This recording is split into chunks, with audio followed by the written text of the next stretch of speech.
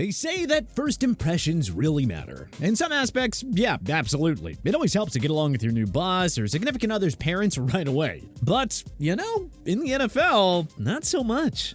Some of the greatest players in league history looked awful and clueless in their rookie years, whereas some of the biggest busts in league history left a lot of great first impressions before inexplicably unraveling the rest of the way. So today, here are 5 NFL legends who had a horrible rookie year and 5 massive draft busts who turned in phenomenal rookie years. So let's get right into it.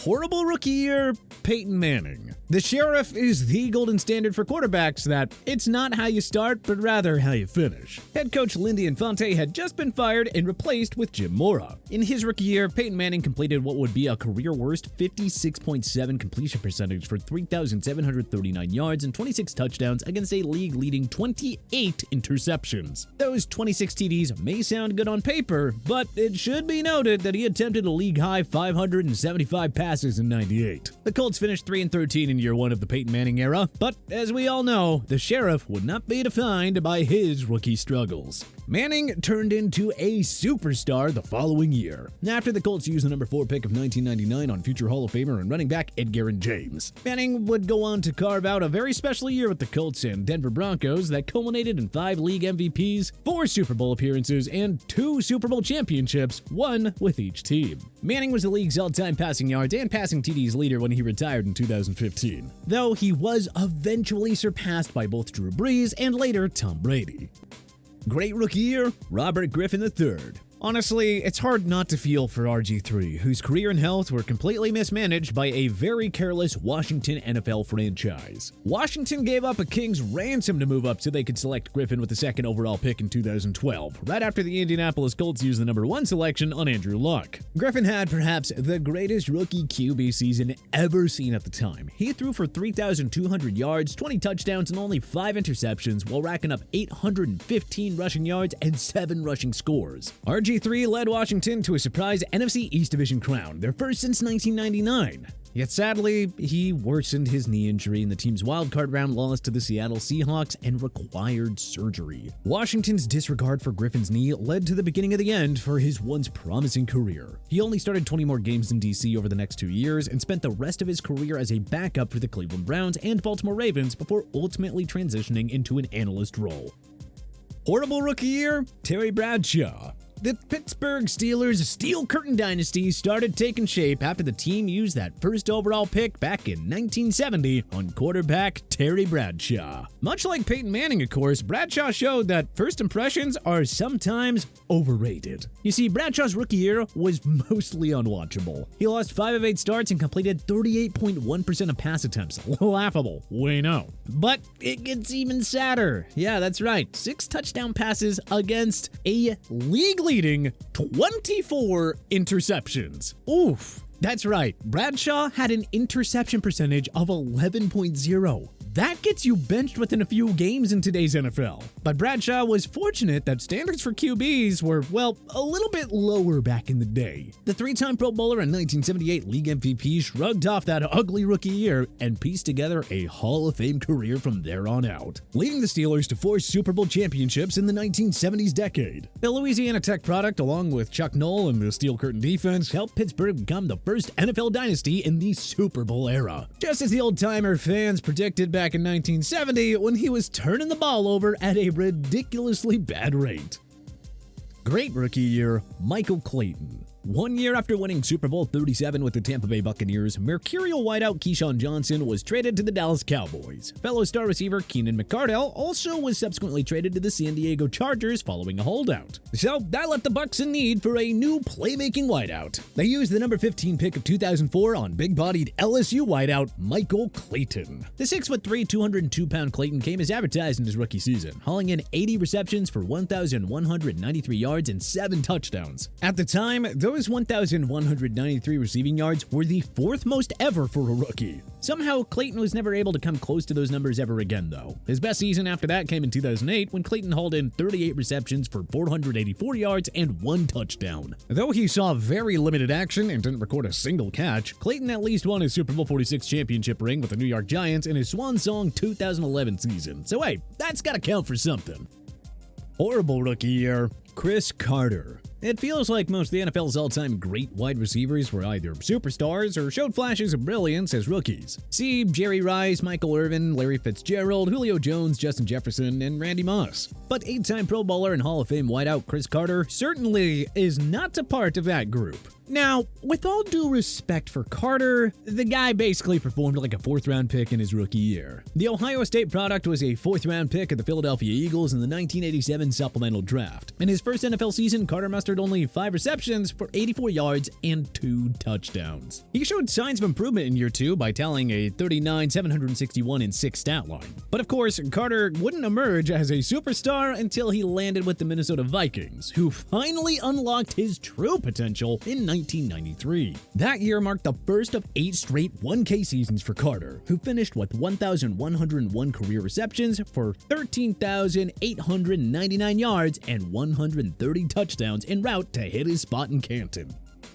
Great rookie year, Cadillac Williams. Well, at least the Buccaneers got one good year out of their investment on Cadillac Williams. Tampa Bay drafted the Auburn running back 5th overall in 2005, making him the 3rd RB taken within the top 5 after Ronnie Brown and Cedric Benson. Despite missing 2 games, Williams finished with 1,178 rushing yards and 6 touchdowns to claim Offensive Rookie of the Year honors. Williams also helped the Bucs win the NFC South Division crown, though they were dispatched by Washington in the wildcard round. Sadly, it was all downhill from there for Williams. He regressed to 798 yards rushing and only 1 touchdown in his sophomore year. Injuries piled up on Williams and limited him to 10 games over the next 2 years. He never even came close to 1,000 yards rushing again and was out of the NFL in 2012 after spending 1 season with the St. Louis Rams. Horrible rookie year, Lyn Swan. Like his longtime teammate and fellow Hall of Famer Terry Bradshaw, Swan played a very pivotal role in the 70s Steelers dynasty that won 4 Super Bowls. So perhaps it's only fitting that, like Bradshaw, Swan also had a forgettable rookie year before carving out a career that led him to reaching the Pro Football Hall of Fame. As a rookie, Swan caught 11 passes for 208 yards and 2 touchdowns. That doesn't sound helpless at first, until we mention the fact that he fumbled 5 times. An unfortunate reminder that he did more harm than good in his rookie year. Now, luckily for the Steelers, Swan was merely getting his mistakes out of the way early. He only fumbled 6 times over the final 8 years of his career, helping Pittsburgh to those 4 Super Bowl titles while earning 3 Pro Bowl nods. Like we said, first impressions are oftentimes overrated. Great rookie year, Mike Kroll. After starring at Nebraska, the super athletic linebacker was drafted 4th overall by the Denver Broncos back in 1991. Kroll looked every bit like a future superstar in his rookie season, compiling 10 sacks in 13 games. His efforts helped the Broncos to a 12-4 finish, but they fell to Jim Kelly's Buffalo Bills in the AFC Championship game. Kroll was named the Defensive Player of the Year, making him the first Denver player to actually win those honors. This was supposed to be the start of a very special career for Kroll, but his production only declined from here on out. He never tallied more than 5 sacks in a season again, and lasted only 4 years in Denver before 1-year stops with the New York Giants, Baltimore Ravens, and Seattle Seahawks. Nearly half of Kroll's 24 career sacks came in his rookie season. He quickly went from hero in Mile High City to zero, aka one of the greatest draft busts in franchise history. Horrible rookie year, Troy Aikman. Now, statistically speaking, I think it's hard to find an all-time great quarterback who had a worse year than Terry Bradshaw. But if you want to focus strictly on win-loss record, you won't find worse for a Hall of Famer in their rookie year than Troy Aikman. Aikman was drafted 1st overall by the Dallas Cowboys in 1989, the first year of Jerry Jones' ownership. This was also the first year with the Hall of Fame head coach Jimmy Johnson on the sidelines, as Jones had just fired the legendary Tom Landry. But in his first NFL season, Aikman lost all 11 of his starts and completed only 52.9% of pass attempts for 1,749 yards and 9 touchdowns against against 18 interceptions. The Cowboys finished a woeful 1-15, leading to outrage among Dallas fans over Jones's decision to fire Landry and begin a scorched earth rebuild. But Aikman settled down from there and emerged as one of the most accomplished quarterbacks ever. He formed the iconic triplets group with fellow Hall of Famers Michael Irvin and NFL rushing king Emmitt Smith. Aikman threw for 32,942 yards and 165 touchdowns as he ran his way to the Pro Football Hall of Fame. If not for a string of injuries over the final stretch of his career, who knows how much better his career resume would have been. But hey, 3 Super Bowl rings, 6 Pro Bowls, and a gold jacket is definitely nothing to scoff at. Not when you remember how atrocious Aikman's rookie year was. Great rookie year, Sam Bradford. Like Robert Griffin III, Sam Bradford had a phenomenal rookie year that, unfortunately, marked the peak of his NFL career. Injuries, awful coaching, and a lackluster supporting cast all combined to quickly derail a very promising career for the first overall pick of 2010. In his rookie year, the Oklahoma product completed 60% of pass attempts for 3,512 yards and 18 touchdowns against 15 interceptions for the St. Louis Rams. Those numbers may not seem eye-popping compared to what, today's NFL quarterbacks are putting up, but it was among the better stat lines ever seen by a rookie signal caller at the time. Bradford's efforts got the Rams into a winner-takes-all situation in Week 17 against the Seattle Seahawks, with the winner claiming the NFC West. Though St. Louis fell short of the postseason by just 1 game, the future suddenly looked very promising with a new young QB about to enter his prime. But Bradford, who was named the 2010 Offensive Rookie of the Year, would never build off his stellar season. Unfortunately, injuries would limit him to 10 games in 2011 and 9 games in 2013. And then in 2014 preseason play, he tore his ACL that ended up sidelining him for the entire year. The Rams gave up and traded him to the Philadelphia Eagles in a 2015 blockbuster trade that brought Nick Foles over to St. Louis. But that move did very little for Bradford, who lasted just 1 year in Philly before getting traded to the Minnesota Vikings. Bradford sadly just could not avoid the injury bug and last played for the Arizona Cardinals in 2018 before losing his starting job to rookie Josh Rosen. No NFL team ever took a chance on Bradford again, and he was ultimately out of the league for good by the age of 31. But which other NFL legends had horrible rookie years, and which busts had some pretty great ones? Let us know in the comment section below. If you like this video and learned a thing or two, clicking the like button helps out a ton, and hey, we appreciate it. If this is your first time coming around to TPS though, subscribing is a great idea because we put out videos like this every single day. But as always, thanks for watching, and we'll see you guys next time.